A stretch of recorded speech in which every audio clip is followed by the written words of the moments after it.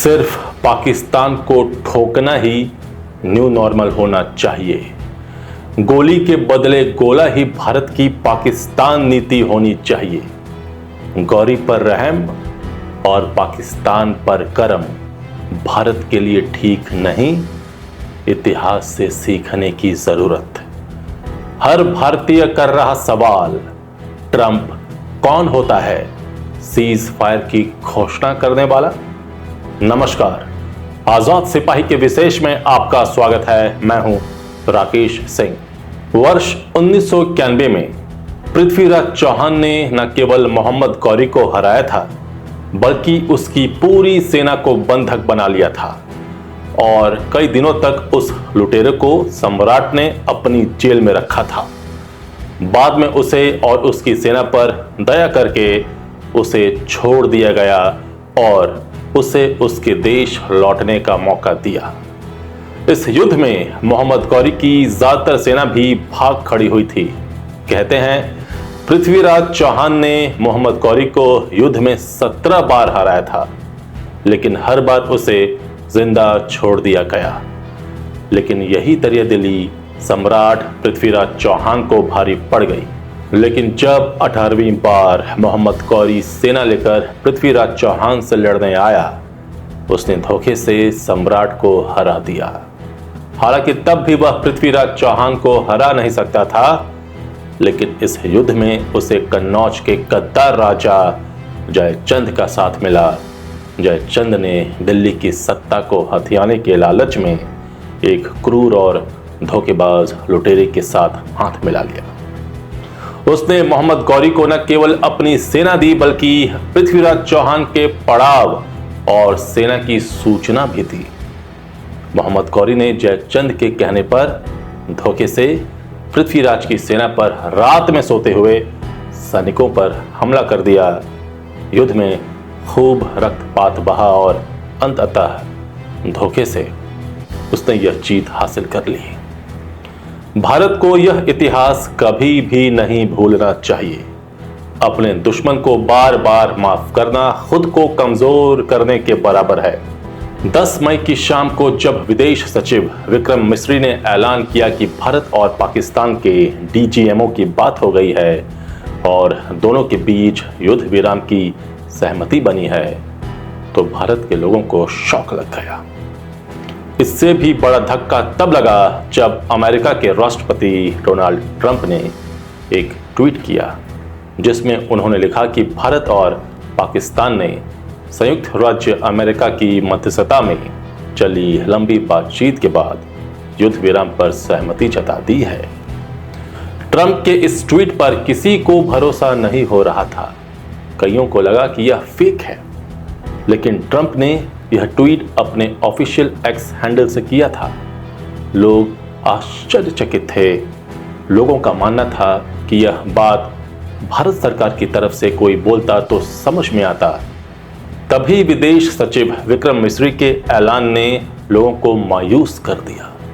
यकीन नहीं हो रहा था कि सीज फायर हो चुका है। भारत तो अपनी कार्रवाई कर रहा था, जीत रहा था। यह भी यकीन नहीं हो रहा था कि ये अमेरिका कौन होता है भारत और पाकिस्तान में मध्यस्थता कराने वाला। इस बार हर भारतीय देश की आन बान शान के लिए हर कुर्बानी देने को तैयार थे। वे बस यही चाहते थे कि इस बार पाकिस्तान को नहीं छोड़ना है। इस बार पीओके तो कम से कम ले ही लेना है। भारत के लोग इस बार आर पार के मूड में हैं। इस नब्ज को समझने की जरूरत भी है। कब तक आखिर भारत पाकिस्तान के आतंक को बर्दाश्त करता रहेगा? भारत के लोगों को यह भी पता है कि पाकिस्तान हारने के बाद एक बार जरूर पीछे से वार करता है, और हुआ भी वही। पाकिस्तान ने मात्र 3 घंटे के बाद ही, यानी रात 9 बजे के करीब युद्ध विराम का उल्लंघन कर दिया और जम्मू कश्मीर के कई इलाकों में ड्रोन अटैक करने लगा। इसलिए भारत में यह आम राय बन रही है कि पाकिस्तान को ठोकना ही एकमात्र लक्ष्य होना चाहिए। युद्ध विराम के मामले में पाकिस्तान का रिकॉर्ड खराब ही रहा है। वह युद्ध विराम के लिए सहमति तो देता है, पर समझौते का पालन नहीं करता है। बार बार पाकिस्तान की वादा खिलाफी झेल चुके भारत को इस बार भी पहले से भनक थी कि पाकिस्तान एक बार फिर ऐसा कर सकता है।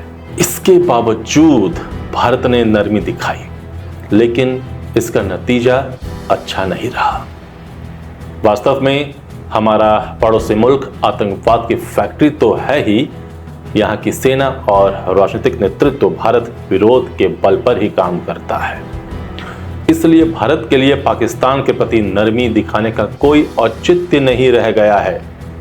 वैसे भी पाकिस्तान आतंकवाद के प्रति अपनी नीति बदलने वाला नहीं है, क्योंकि उसके पास खोने के लिए कुछ भी नहीं बचा है। वो बेशर्म हो चुका है, बेशर्म है, भिखारी है, कटोरा लेकर घूमता रहता है। इसलिए भारत को अब पाकिस्तान के खिलाफ निर्णायक कदम उठाना ही चाहिए, ताकि यह समस्या हमेशा के लिए खत्म हो सके। वैसे भी आज हम जिस दौर में हैं, वहां युद्ध विराम जैसी कोई चीज नहीं होती। यह भी सच है कि ट्रंप की दखल अंदाजी के बाद हमारे प्रधानमंत्री की इमेज को नुकसान हुआ है। यह समझना पड़ेगा। अगर युद्ध विराम की घोषणा करनी ही थी, भारत करता। यह ट्रंप कौन होता है भारत के मामले में दखल देने वाला? याद के लिए बता दें कि यह वही ट्रंप है जिन्होंने पिछले ही महीने भारत के टैरिफ में बड़ा इजाफा किया है। यह वही ट्रंप है जिन्होंने पिछले महीने लगभग 400 भारतीयों को हथकड़ी में जकड़कर भारत भेजा है। क्या है पाकिस्तान के साथ युद्ध विराम का मतलब, और भारत को अब क्या रुख अपनाना चाहिए? चलिए समझने की कोशिश करते हैं। आखिरकार पाकिस्तान के होश ठिकाने आ गए हैं। उसने भारत की घातक सैन्य कार्रवाई से घबराकर जिस तरह हाथ खड़े कर दिए और टकराव खत्म करने को बाध्य हुआ, उससे यही स्पष्ट हुआ कि उसे वही भाषा समझ में आती है जिसमें भारत ने उसे बहुत अच्छी तरह समझाया। लेकिन शायद वह आसानी से नहीं सुधरेगा, क्योंकि उसने संघर्ष विराम समझौते को 3 घंटे के अंदर ही तोड़ दिया। कुत्ते की पूंछ है, सीधा कैसे हो सकता है? इससे साफ है कि पाकिस्तान भरोसे के काबिल नहीं है। भारतीय सेना ने पहले उसके आतंकी अड्डों और फिर जिस तरह उसके सैन्य ठिकानों को मटिया मेट किया, उससे वह असहाय दिखने लगा था। यह अच्छा हुआ कि भारत ने उसके प्रति कोई नरमी नहीं दिखाई, लेकिन साथ ही यह भी जरूरी है कि भारत को आगे भी नरमी नहीं दिखानी होगी। सतर्क रहना होगा, अटैक करते रहना होगा। आतंक को बढ़ावा और उससे मुंह मोड़ना पाकिस्तान की फितरत है। पाकिस्तान ने जब जब भारत में आतंकी हमले कराए हैं, तब तब उसे ऐसी ही शर्मिंदगी उठानी पड़ी है। चाहे मुंबई हमला हो या फिर उरी, पुलवामा और पठानकोट का हमला, आतंक को बढ़ावा देना और उससे मुंह मोड़ना पाकिस्तान की आदत है, उसकी फितरत है। उसकी इसी आदत के चलते भारत ने सैन्य टकराव खत्म करने पर सहमत होने के पहले यह साफ कर दिया कि भविष्य में पाकिस्तान प्रायोजित किसी आतंकी हमले को युद्ध माना जाएगा। यह पाकिस्तान और साथ ही दुनिया को बहुत बड़ा संदेश था। शायद यह संदेश सबको समझ आ गया कि अब भारत चुप बैठने वाला नहीं है। ऑपरेशन सिंदूर में आतंकी ठिकानों के ध्वस्त होने के बाद से पाकिस्तान लगातार एलओसी पर भारी फायरिंग के साथ भारत के नागरिक और सैन्य ठिकानों को ड्रोन और मिसाइलों से निशाना बना रहा था। जब पाकिस्तान बाज नहीं आया तो भारत को उसके एयरबेस ध्वस्त करने पड़े। इससे वह समझ गया कि इस बार ऐसे भारत से पाला पड़ा है जो पाकिस्तान को बख्शने के मूड में नहीं है। पाकिस्तान के पास इस सवाल का कोई जवाब नहीं था कि वह भारत पर हमले क्यों कर रहा है, क्योंकि भारतीय सेना ने तो उसके आतंकी अड्डे नष्ट किए थे। आपने सुना होगा कि अधमरे सांप को छोड़ना ठीक नहीं। बहुत पुरानी कहावत है कि भावनाओं का उद्वेग कभी कभी आंखों पर पट्टी बांध देता है। जब से भारत पाकिस्तान के बीच तत्काल और पूर्ण युद्ध विराम की खबर आई है, यानी सीज फायर की खबर आई है, ऐसा ही देखने को मिल रहा है। जिनकी आंखों पर पट्टी नहीं है उन्हें भी 1191 में हिंदू सम्राट पृथ्वीराज चौहान और मोहम्मद गौरी के बीच लड़ गए ईरान के पहले युद्ध का स्मरण हो रहा है। जो सरल, सहज और देसी तरीके से संवाद में विश्वास करते हैं, उनका कहना है कि अधमरे सांप को नहीं छोड़ा जाना चाहिए। इसके अतिरिक्त एक वर्ग ऐसा भी है जो इस बात को लेकर चिंतित है कि विपक्ष इंदिरा गांधी का नाम लेकर ताने मार रहा है। हिंदू, मोदी और भारत घृणा में डूबा मीडिया इसे पराजय के तौर पर प्रस्तुत करेगा। पाकिस्तान और इस्लाम परस्त शेखी बघारेंगे। विचारों के इन तमाम प्रवाहों के बीच यह याद रखना चाहिए कि भारत ने कोई युद्ध नहीं छेड़ा था। हमने पाकिस्तान के टुकड़े करने के लक्ष्य निश्चित नहीं किए थे। हमने संघर्ष विराम का उल्लंघन नहीं किया था। ऑपरेशन सिंदूर की शुरुआत के बाद ही सेना ने स्पष्ट कर दिया था कि उसके लक्ष्य पर पाकिस्तान के वे ठिकाने थे जहां से पहलगाम जैसे हमले करने वाले इस्लामी आतंकियों को निर्देशित किया जाता है, उन्हें प्रशिक्षण दिया जाता है, भारत और हिंदुओं को निशाना बनाने का षड्यंत्र रचा जाता है। यही कारण है कि 6 मई की रात भारत ने इस्लामी आतंक के 9 अड्डों पर मिसाइल दागे। भारत के इस एक्शन से न केवल आतंकी कैंप तबाह हुए, बल्कि ऐसे 100 से अधिक आतंकवादी भी ढेर हुए। आतंकी मौलाना मसूद अजहर का तो खानदान ही खाक हो गया। 5 ऐसे आतंकवादी मार गिराए गए जिनको लेकर कहा जा सकता है कि भारतीय सेना ने कश्मीर से लेकर कंधार तक का बदला एक साथ ले लिया। इन आतंकियों को ढेर कर, इन आतंकियों के जनाजे की तस्वीरें दिखाकर भारत ने दुनिया के सामने पाकिस्तान के उस झूठ को भी उजागर किया जिसके तहत वह खुद को आतंकवाद का पीड़ित बताता है। इसके बाद बौखलाहट में पाकिस्तानी फौज ने न केवल नियंत्रण रेखा पर संघर्ष विराम का उल्लंघन किया, बल्कि हमारे सैन्य से लेकर रिहायशी इलाकों तक को निशाना बनाकर गोले दागे, ड्रोन और मिसाइलें छोड़ी, मंदिर, गुरुद्वारे, स्कूल तक को निशाना बनाने की कोशिश की। भारत ने इसके बाद जो कुछ किया वह जवाब देने तक ही सीमित था। हमले नाकाम कर पाकिस्तान में घुसकर जवाबी कार्रवाई तक की गई। इन सीमित कार्रवाइयों ने परमाणु हमले की कीदड़ फटकी देने वाले पाकिस्तान को भीख की कटोरी लेकर पूरी दुनिया के सामने घूमने को विवश कर दिया। यह तथ्य अब आधिकारिक तौर पर सार्वजनिक हो चुका है कि अपने 8 एयरबेस पर भारत की कार्रवाई के बाद पाकिस्तान ने ही युद्ध विराम की गुहार लगाई थी। फिर यहां सवाल यह उठता है कि जब हम युद्ध में गए ही नहीं, जब हमने सीमित कार्रवाइयों से ही अपने लक्ष्य हासिल कर लिए, फिर मुल्ला मुनीर की फौज की गुहार को सुनना ही उस राष्ट्र का धर्म होना चाहिए जो सनातन की नींव पर खड़ा है। नरेंद्र मोदी की सरकार ने वही किया है।